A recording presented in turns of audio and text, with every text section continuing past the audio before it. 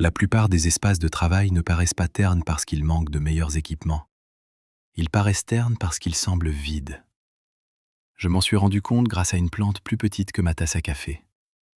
Je l'ai posée dans un coin de mon bureau et tout l'espace a changé. Le bureau semblait plus chaleureux, plus calme, plus vivant. Alors j'ai commencé à tester de petites plantes d'intérieur dans des conditions de bureau réelles. Faible luminosité, air sec, emploi du temps chargé, arrosages oubliés. La plupart ont eu du mal, mais 10 plantes ont vraiment prospéré. Et quoi que vous fassiez, ne manquez surtout pas la plante numéro 6 et la numéro 9. L'une a un aspect presque parfait sur un bureau. L'autre survit à des conditions que la plupart des petites plantes ne supportent pas. Commençons par la première. Plante numéro 1, le bébé plante caoutchouc. Aussi appelée Peperomia obtusifolia, c'est la plante qui a tout déclenché pour moi. Petite plante, effet énorme. Les feuilles épaisses et brillantes donnent à un bureau un aspect propre et soigné, sans prendre beaucoup de place du tout. Elle reste compacte, paraît élégante toute l'année et supporte étonnamment bien l'éclairage de bureau typique. C'est pour ça qu'elle fonctionne si bien sur les bureaux. Elle tolère la lumière indirecte, l'air sec des bureaux et l'arrosage occasionnellement oublié sans créer de problème. La plus grosse erreur ? Trop d'eau. Si le terreau semble encore humide, laissez-le tranquille quelques jours de plus. Et si vous trouvez celle-ci compacte, la plante suivante est encore plus petite, mais bien plus accrocheuse. Plante numéro 2, l'Aworsia zébrée. Aussi connue sous le nom d'Aworsia fasciata, si votre bureau reçoit très peu de lumière naturelle, c'est la plante que je recommanderais en premier.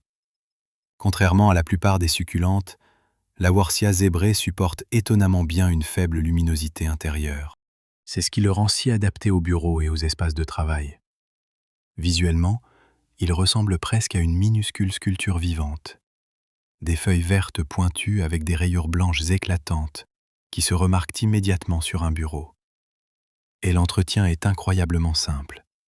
Arrosez-le toutes les 2 à 3 semaines, encore moins en hiver. C'est pratiquement tout. Ce que j'aime le plus, c'est son apparence la nuit. Sous une lampe de bureau, ses rayures blanches semblent presque briller, et la plante suivante change complètement l'ambiance, car au lieu de la texture, elle apporte la couleur. Plante numéro 3, la Phytonia, mieux connue sous le nom de plante aux nervures. La Phytonia est une de ces plantes que les gens remarquent instantanément. Les veines blanches ou roses éclatantes semblent presque peintes sur les feuilles, surtout de près sur un bureau. Elle ajoute de la couleur et du détail sans prendre beaucoup de place. Mais il y a une chose à savoir avant de l'acheter. La Phytonia n'aime pas l'air très sec. Dans les bureaux avec un chauffage fort ou la climatisation, les bords des feuilles peuvent commencer à devenir croustillants. La solution facile ? Placez-la sur un petit plateau de galets avec de l'eau en dessous ou gardez-la dans une pièce avec un peu plus d'humidité.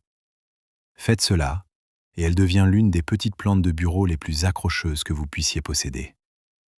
Et la plante suivante a un aspect complètement différent, plus propre, plus rond et immédiatement reconnaissable.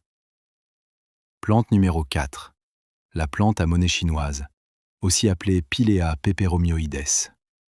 Il y a une raison pour laquelle cette plante apparaît dans tant de configurations de bureaux esthétiques en ligne. Ses feuilles parfaitement rondes lui donnent un aspect propre, moderne et différent de presque toutes les autres plantes d'intérieur. Elle donne au bureau un aspect calme et minimal, sans trop en faire. Elle reste également compacte pendant longtemps, ce qui la rend idéale pour les petits espaces de travail.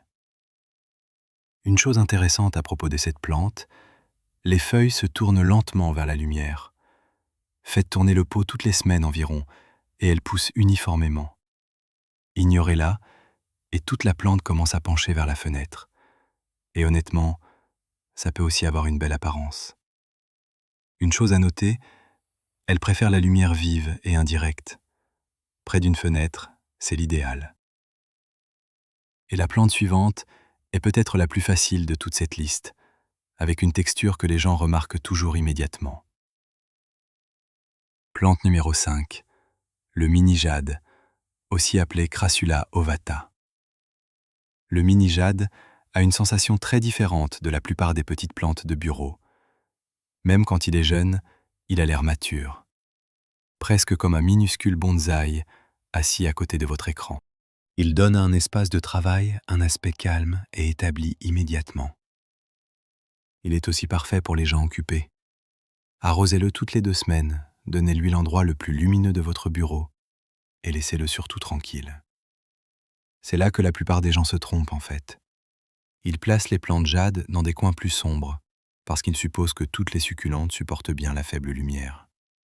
Le mini-jade préfère vraiment une lumière plus vive, surtout près d'une fenêtre. Sans assez de lumière, il commence à s'étirer vers la source la plus proche. Et maintenant, la plante numéro 6. C'est celle que je vous ai dit de ne pas manquer. 6. Le Peperomia ridé, aussi appelé Peperomia caperata. C'est la plante qui semble presque conçue pour les bureaux de travail, et voici pourquoi. La texture du Peperomia ridé est quelque chose qu'il faut voir en personne pour l'apprécier pleinement.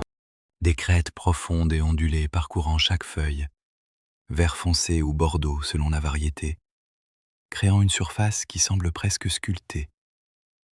C'est tactile d'une manière que les photographies ne capturent pas. Sur un bureau, sous une lampe, ces feuilles ridées projettent des micro-ombres sur leur propre surface. Mais cela paraît différent à différents moments de la journée, selon l'angle de la lumière. C'est la seule plante de bureau que je possède qui change de caractère selon la provenance de la lumière. Et puis l'entretien. Elle tolère la faible lumière mieux que presque tout le reste de cette liste. Elle n'a pas besoin d'arrosage fréquent. Elle reste compacte indéfiniment. Elle ne dépasse jamais un bureau. C'est celle-là. Si vous ne prenez qu'une seule recommandation de ce texte, prenez celle-ci. Mais la plante numéro 9 arrive, et pour une raison complètement différente. Elle mérite sa place sur cette liste d'une manière qu'aucune de ces autres ne fait. Plante numéro 7. La mini-plante araignée, aussi appelée Chlorophytum comosum. La plupart des gens pensent aux plantes araignées comme à de grandes plantes suspendues, mais la version mini fonctionne étonnamment bien sur un bureau. Les feuilles rayées ajoutent de la douceur et du mouvement sans prendre beaucoup de place et donnent au bureau une sensation plus fraîche et plus détendue, presque immédiatement. Elle est aussi très facile à lire. Quand la plante a soif, les feuilles commencent à paraître légèrement moins fermes. Un signal simple qui est difficile à manquer. Un petit conseil, les pointes de feuilles brunes viennent généralement de l'eau du robinet, pas d'un mauvais entretien. L'eau filtrée ou même l'eau du robinet laissée reposer toute la nuit aide beaucoup. Et la plante suivante est encore plus petite, mais possiblement la plante débutant la plus facile de toute cette liste. Plante numéro 8. La mini-plante pointe de flèche, aussi connue sous le nom de Syngonium podophyllum. Les plantes pointe de flèche, dans leur stade de croissance précoce compacte, sont vraiment l'une des meilleures plantes de bureau disponibles et l'une des plus négligées. Ces feuilles en forme de flèche, en vert doux, crème ou rose pâle, donnent à la plante une qualité presque délicate qui semble différente des textures plus dures et plus brillantes des succulentes et des plantes caoutchouc. Elle apporte de la douceur à une configuration de bureau, de la chaleur sans exubérance. Qu'est-ce qui la rend parfaite pour un bureau au stade précoce? Elle pousse lentement au début et reste compacte pendant des mois. Plus tard, elle voudra traîner ou grimper, mais sur un bureau, pincer les pointes de croissance la garde touffue et gérable indéfiniment. Elle tolère raisonnablement bien les conditions de faible luminosité et n'a besoin d'arrosage que lorsque le dessus du terreau est sec.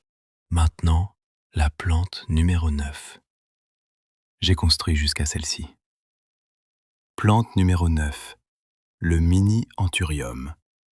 Voici pourquoi le mini-anthurium mérite sa place sur cette liste. Toutes les autres plantes ici vous donnent du feuillage, du vert, des motifs, de la texture, tout cela magnifique. Le mini-anthurium vous donne quelque chose qu'aucune des autres ne peut, une fleur, une vraie fleur vive et durable, sur un bureau, dans des conditions intérieures normales. Cette spathe cireuse et brillante, en rouge, corail, rose ou blanc, dure de 4 à 6 semaines par floraison et elle se renouvelle. Quand l'une se fane, une autre se développe. Le mien produit constamment depuis plus d'1 an. L'impact visuel d'une plante qui fleurit sur votre bureau est fondamentalement différent d'une plante qui ne fait que pousser. Elle crée un point focal, un petit moment de couleur dans un espace de travail qui est autrement écran, câble et fourniture. L'entretien est plus simple que ce que les gens attendent. Lumière vive et indirecte, arrosage hebdomadaire avec bon drainage, et laissez-la au même endroit une fois qu'elle est heureuse.